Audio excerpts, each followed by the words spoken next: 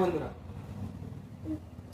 High বন্ধুরা, আমি এখন তরমুজ খাচ্ছি। তোমরা কি খেতে চাও? আমার বাড়ি চলে আসো।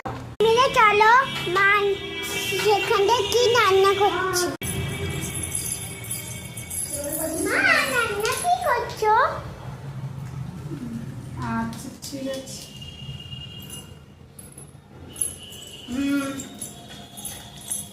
হ্যাঁ, বন্ধুরা চিকেন রান্না করছি মাম্মা। বন্ধুরা, চিকেন কি করে রান্না হয়? তুমি শিখবে আমার কাছে? ঠিক আছে, চলো। প্রথমে এই গন্ধরাজ লেবুটাকে গ্রেট করে রেখেছিলাম, ছালিগুলো সেগুলো এই চিকেনের মধ্যে দিয়ে দিতে হবে। দিলাম।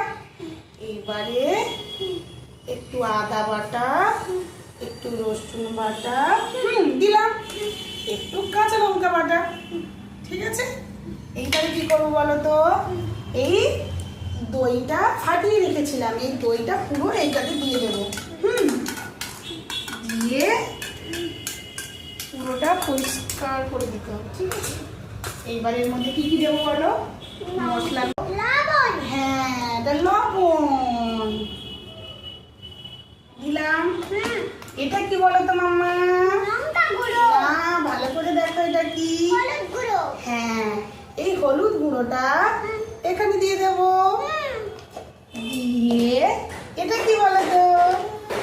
লঙ্কা গুঁড়ো। হ্যাঁ, লঙ্কাটা তোমরা যেভাবে খেতে চাইবে তোমার বন্ধুরা সেইভাবে দিতে হবে। বেশি ঝাল দিলে খাওয়া যায় না বন্ধুরা চিকেনে। ঠিক আছে, এইবারে কি করব?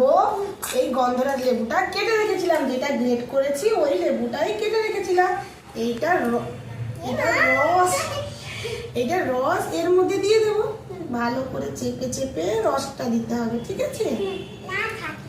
হ্যাঁ, যেন না থাকে খসার মধ্যে। ঠিক আছে, এইবারে দুটো লেবু আমি ভালো করে রস মিষ্টি একটু দেবো। দিয়ে দিলাম। ঠিক আছে, এইবারে কি দেবো বলো তো? সরষে তেলের বোতলটা আনতো মাম্মা। ঠিক আছে, আনছি মা। এই নাও মা। নিয়ে এসছো?